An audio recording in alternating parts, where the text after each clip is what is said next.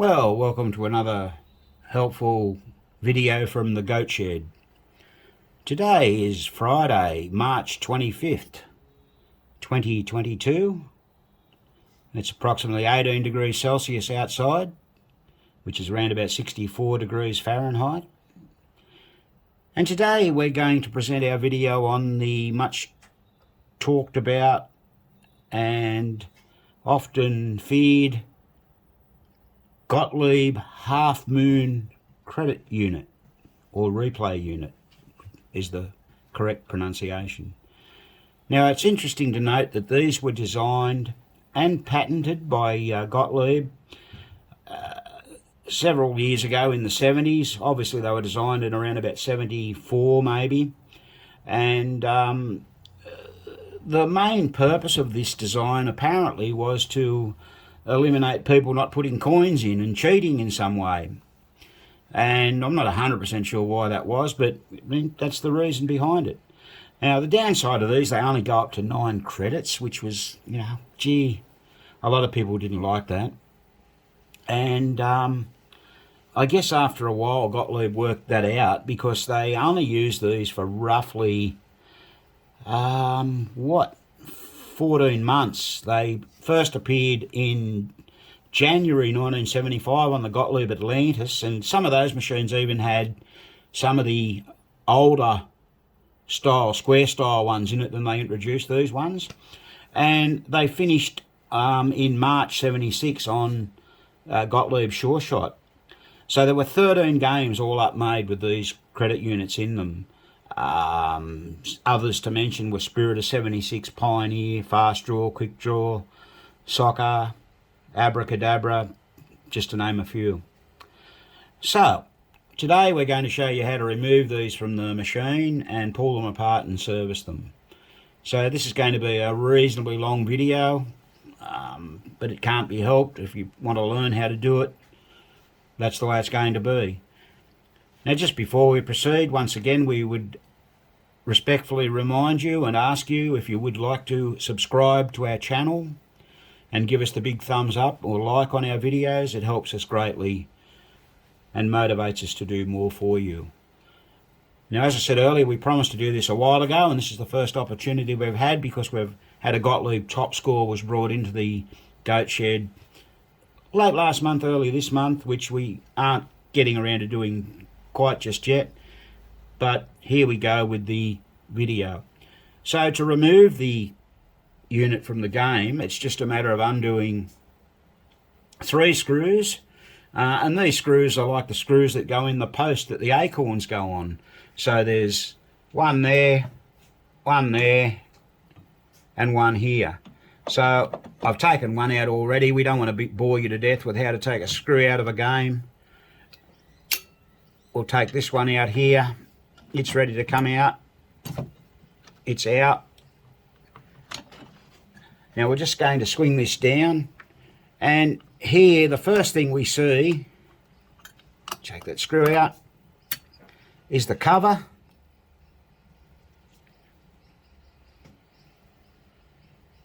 Which is a bit dirty. And we'll have to clean that up a little later. And then we can actually see most of the unit. Now, this is very dusty, this game. So the way these work is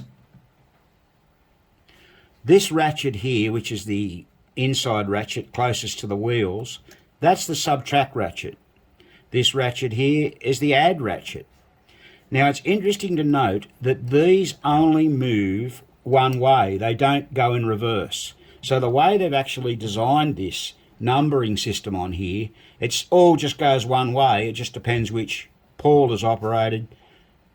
These 2 plates are interlocked with a, like on a little spine, and we'll pull those apart after. This game also has, you see this wire here, that's actually an orange wire. That's a light. So when a credit is up, that light will come on.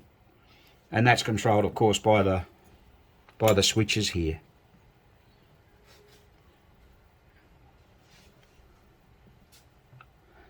So it's all the same as the other Gottlieb games. It's got the 3 switches. One's for the light, one's for the power to actuate the coils, and the other is for the to step up the replay game itself. Okay, so let's pull this apart and show you what we're going to do with it.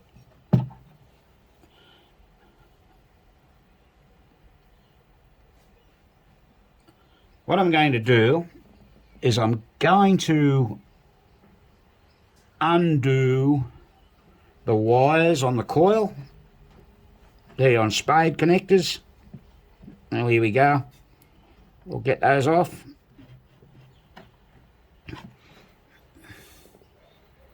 Oh, no, they're not. They're not on spade connectors. My mistake. They're soldered on. So we're going to desolder all these wires. Now, we're also going to remove the switch stack unit here. So we can just undo these 2 screws here. Now I'm going to go ahead and do that. We're not going to show that on camera because you don't want to see me doing that. I think everyone knows how to undo a screw. So let's just proceed. I need to remove these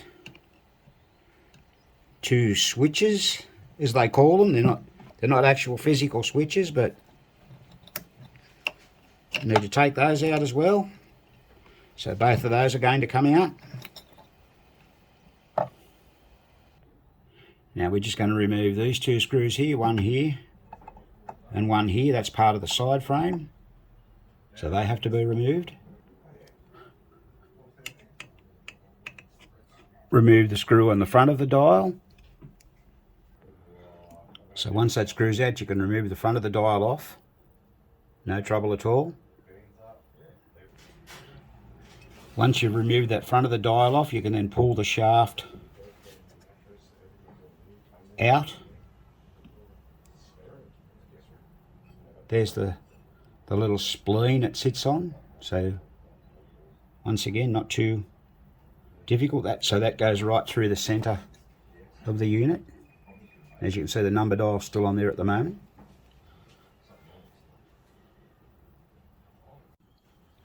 Now the reassembly can commence on this. I always like to check the coils in assemblies like this. So the common is set up here in the middle. It's joined by 2, and we've got 3.1 ohms there roughly on that one, and we've got the same on the other side. I've already measured it, so we can be happy with that. It's going to save us a little bit of worry later on. Now, one thing that we do know on these is that it's so important to have things clean. And what we did, we went through the process and we've cleaned in kerosene. As you can see, the gear's all cleaned up now. A little bit of dirt in one of those teeth there. There it was, but get that out. And the add dial, that's called the add dial. That's the subtract dial. They're clean. Now what we need to do is we need to start to put it back together. Now, I did do off camera before, when I took the coils out, I took the 2 screws off the back here on each coil, so 4 screws all up, and the coil brackets come loose.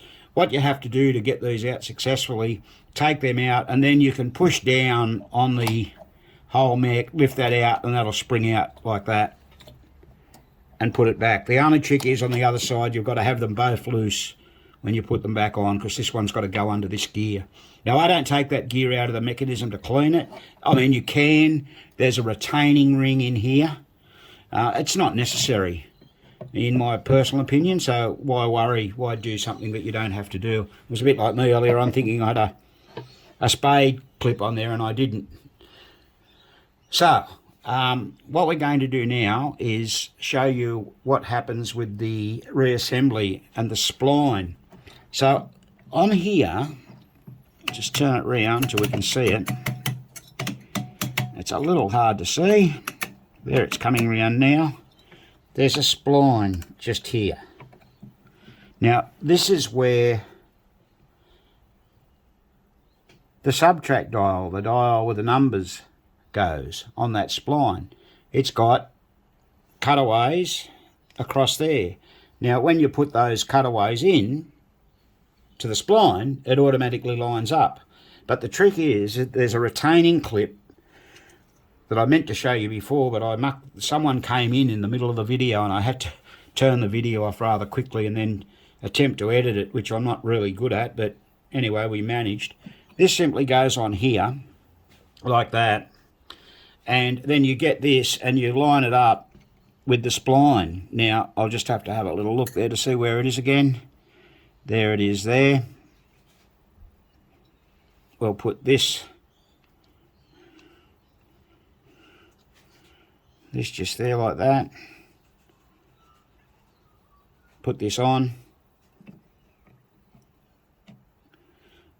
And yeah, what I'm going to have to do is I'm going to have to open this up with the pliers and slip it on. So it goes on this side, then we can get it on.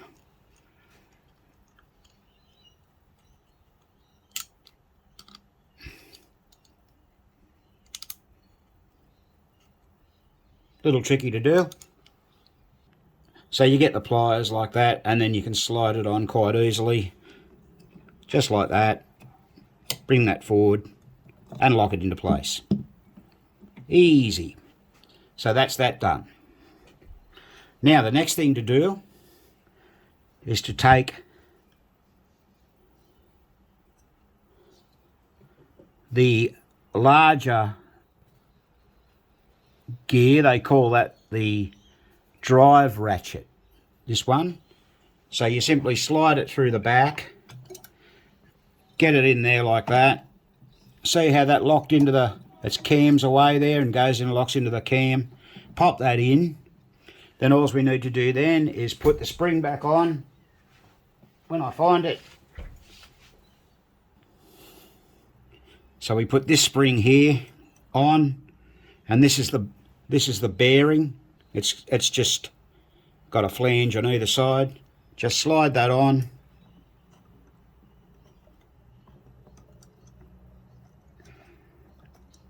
And then what happens is put this on here and just bring it in to line it up with the plate. So I push that on a little bit far. We'll just bring it back here a bit. Pop that on.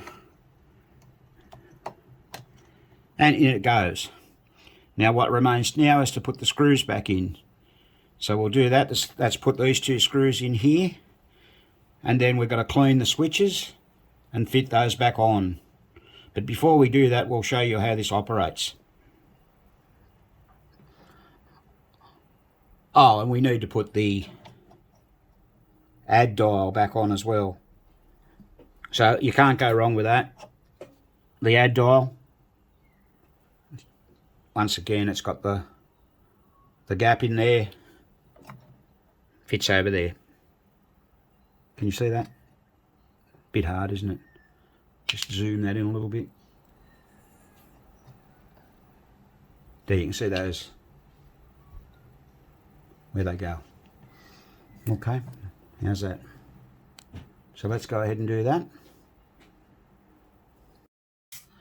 Alright, so carrying on, we've now fitted the add dial to the machine, which, as I mentioned before, the add dial is the outside dial, where the dial with the numbers on, they actually call that the subtract dial.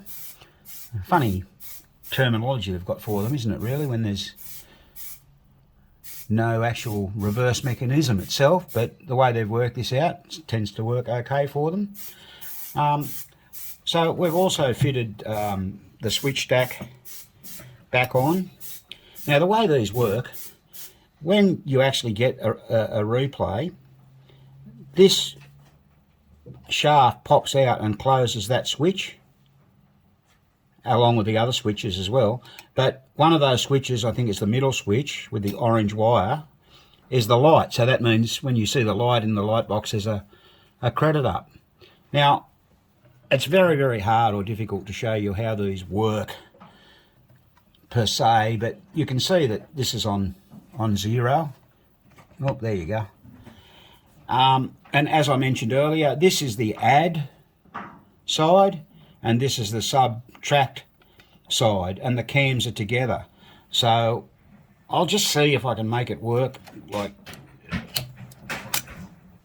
no, I couldn't quite get the thrust there. Well, let's have another go. So there we are, that's on 1 now.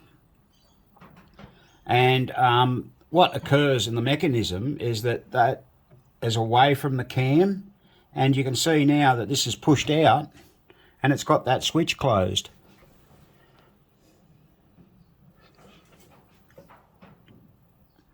So that's more or less how it works. That switch might need adjusting, or it's not the outside switch anyway, so yeah. But look, that's an overview of these half moon credit units. Pulling them apart is pretty simple. Just bear in mind that where you put this clip back on, you've just got to have a little bit of clearance between the frame and the clip to give it a little bit of sideways movement, and you're good to go. So all that remains to do now is to mount it back into the frame, put the mask on it.